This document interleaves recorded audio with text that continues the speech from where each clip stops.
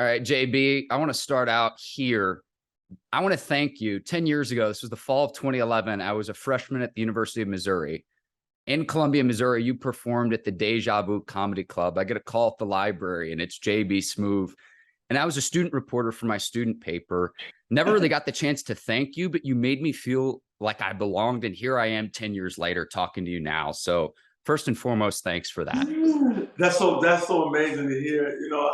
I just did the Howard Stern show last week, and we were talking about meeting people and planting seeds, and and giving something to people that you run across, so that the next time you meet, you have something to talk about, a conversation piece. So that's great to hear, man. That we got a chance to link up and connect in 2011. That's something else to hear. Yeah. Time flies. Time flies. So this weekend, you're going to be in Durham at the Carolina Theater on Saturday. Oh, yeah.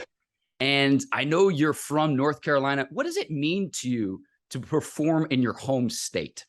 Oh man, it means that you get a chance to touch base with people. Man, I got a lot of family and friends that live in Durham, in Raleigh, Durham, Chapel Hill, the whole area. And this is a good chance for us to. It's like a family reunion sometimes, because you're from there. My hometown's an hour and a half away, which is in Plymouth. And get a chance to reconnect with people, with family and friends. And this is what it's all about, man. This is, you know, um, it's familiar to me. You know what I mean? The feel. I always said, man, if I I always think about, what if I never left North Carolina and I was still down here? Would I be still doing what I do? And honestly, I think I probably would be still doing exactly what I do, on a different scale, a different way. But I truly love the genuine, um, laughter I get from certain states. And I think it's, I always recommend people, man, if you're planning on moving across states and you drive by North Carolina, you made a big mistake. Make a U-turn and go back. I assume you're going to bring a little bit of extra sauce on Saturday, considering you probably will have friends and family in the audience. Yeah, I tell people all the time, man, my family gonna show up. Now, if you look down and see anybody with red clay on their shoes, those people are from my hometown, North Carolina. That's my people from Plymouth somewhere. But yes, we I'm looking forward to having a great time though, man. This is what I do, man. I've been doing this for a long time. And outside of the acting, outside of the commercials, outside of all the other stuff, animation and the Spider-Man movies and all the fun stuff, I've had an amazing opportunity to do. Stand-up is still my first love, because stand-up is in the moment. It's not a movie where you shoot and you see it 8, 10 months, a year later. TV you see months later. You're talking about raw fun in the moment with your audience, and this is what stand-up is all about. And I think the comedian has a unique opportunity to be an amazing voice coming out of the craziness that we went through the past 3 years. And I think this is kind of what comedians do and have always done, which is we attach ourselves to the time and the moment that we're living in. And I think we need the comedians around. So, I know there's a lot of PC stuff going on, but I still believe that the rawness of a comedian is something we'll never get from anything else. I think being a comedian and being a poet go hand in hand. You definitely have the gift of gab, JB. I know right now you're filming season 12 of Curb Your Enthusiasm. Do you get as hyped when the announcement comes out that another season is coming out as fans do? Because I know that's like one of the greatest days of the year, where it's like, yes, we get Leon Black, we get Larry, we get the whole crew. Yeah, it's a big deal. But you know what? We all kind of wait around for Larry to make his decision if he's coming back or not. And he'll tease you a little bit. I'm thinking about. We'll see about season 12. He'll nod his little head. So yeah, it's always we're at Larry's disposal. So when he's ready, we're ready. And season 12 is really a blast. And we, in typical Curb form, we are in our zone and we are having a blast already. I'll be shooting for the next few months, but we are having a great time as always. And yeah, man, I can't wait for everybody to see this season 12, and it's gonna be spectacular, man. Is there any nuggets you can give me? I've watched other interviews where people say, well, what's this newest season about? And whether it's you or I've listened to like interviews with Jeff Garland, very, very coy. Can you spill any sauce specific to this Oh my interview? gosh, man! Like, what's the best way I can ask you about it? People love some. People love a little sauce. You Yeah. know, I will say this. This is the one thing people love to hear, that we are consistently our characters on the show, and you know, the times we live in require, to me, it's definitely um, a a, worth a worth watching, because you know certain shows have this ability to attach themselves to the times, and Kurt is one of them. Larry is brilliant. Everybody on the show is so amazing, man, and this is the perfect show, I think, for any timeline that we live in, because you know it's the most real to me.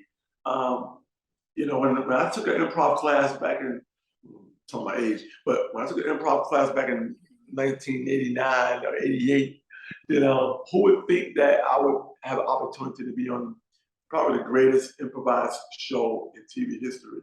So this is kind of, it fits the mold, it fits the time, it fits everything you need. And those fans, true fans, know what to expect from Curb Your Enthusiasm. I can't give you much as far as Yeah. nuggets.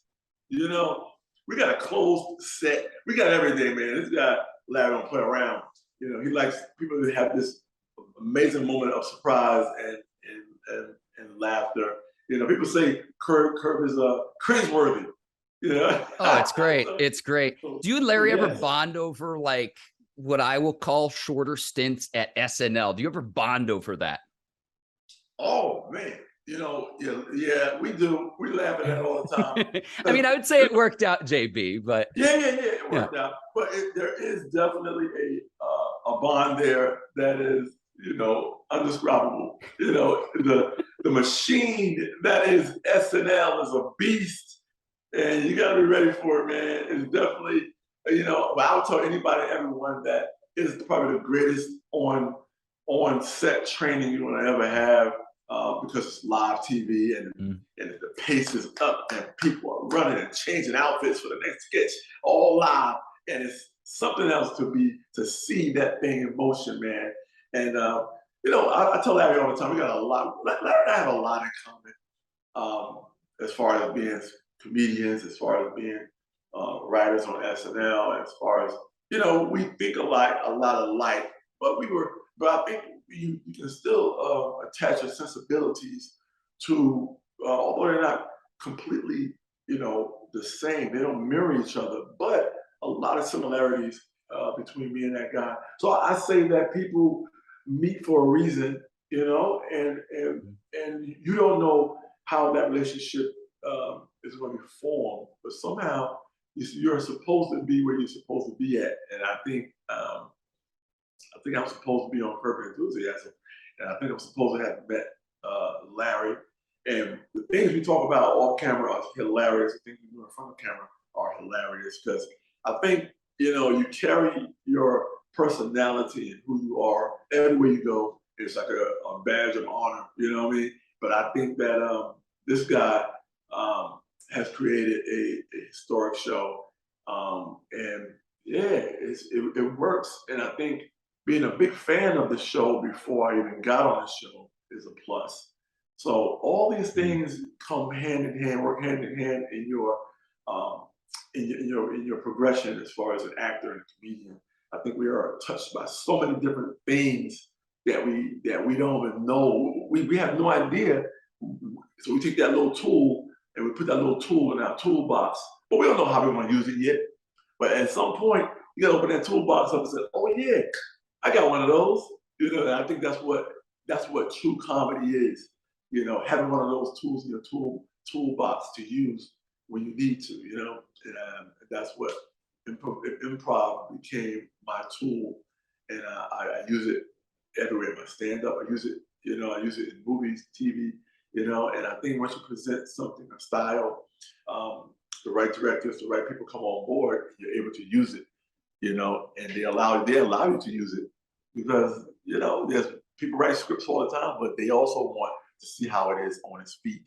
So that's what, I've been allowed to do. And it's a blessing, man, to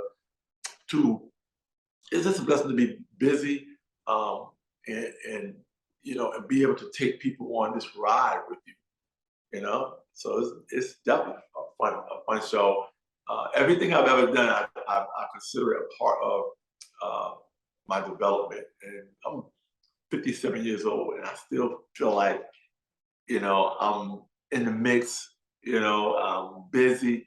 I still have this great opportunity to do some really, really groundbreaking things as far as versatility and all the things that go along with being a character actor and a comedian. So yeah, it's always fun. JB, I want to get you out on time. I'll leave you with this question. You mentioned 57 years old. You've been doing this a long time. What motivates you to keep going? Because you've done a lot of different things in your career.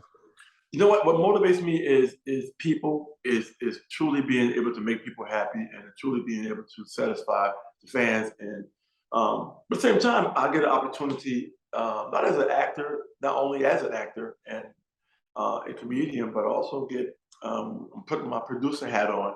We just started our own company now, a production company called Alternate Side Productions, and we're gonna be doing a lot of great things. You people have seen me on my commercial campaigns, whether it was Crown Royal, whether it was my new Caesar campaign, where I'm playing Caesar and With the Mannings. hey man, come on, I'm like wallpaper in Vegas, man. It's like crazy. I'm on all the jumbotrons, and it's crazy, man.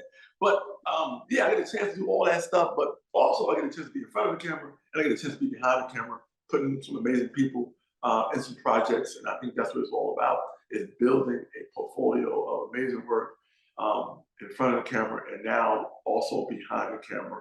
So there'll be a great balance there of different shows you'll see: scripted, unscripted, movies, TV, commercial campaigns. And we're also doing this amazing thing with advertisers, where we do branded entertainment, meaning we will help you sell your product and use our skills as writers and performers to sell your product. I'm part of so many different campaigns.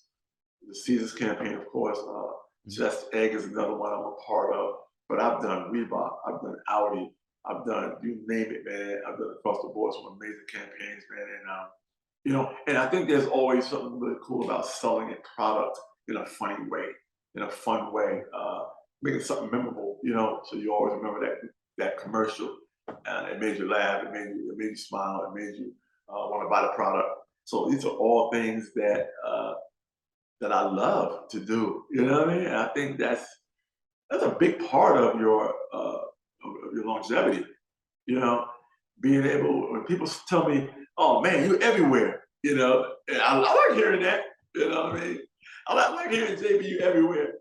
But it's like crazy because it's really about when things debut and when they come out. Because and I talk about planting these seeds, and I just do a lot of work through the year, and everything kind of comes out when it comes out, and it seems like I'm everywhere, but it takes a long time to actually appear on TV. It takes months and months and months, but a lot of times things just go in order, and it shows you how fast time is going. It's crazy how time is speeding up a little bit. It feels like it's speeding up a little to me, but I feel like I just started my 2022, but now I'm in 2023. It's crazy. Yeah. But and then for us as actors, we got award season, the whole top of the month. You got all the award shows. You got Super Bowl. You got All-Star Game, and before you know it, it's May. It's like, wait a minute, how am I halfway through the year already? So it's crazy how it works. But yeah, and then everything you shot at the top of the year comes out towards the end of the year. So you're back again doing publicity and doing things. So you're always busy. But it's a good busy. It's good to be wanted. It's good to be seen. It's good to continue to entertain people, and I think that's what that's something that a comedian cherishes, is a captivating audience and people support and love what you do. Your golf swing, I call it. We all got out. Once you get your golf swing, you don't gotta look at the ball no more. Last time you seen that ball, you put it on that tee and you swung at it, and you put that club back in that bag and you start walking. Because you know where that ball landed at already, you know what I mean? So if you can master that, you can attach that to anything in life that you want to try to do. So, and comedians inspire all kinds of things. It doesn't have to be what I do, but it's what you do that's important. If you're motivated and if you're inspired by what I do, it's a win-win. JB, you're talking my turkey, and we could talk till sundown. I would be respectful of your time. Check him out Saturday at the Carolina Theater, the physical therapy tour. JB, thanks so much for your time this morning. Hey, man, it's good to reconnect with you, man. So happy to see you, man. Still doing your thing. I love it. Appreciate it, JB.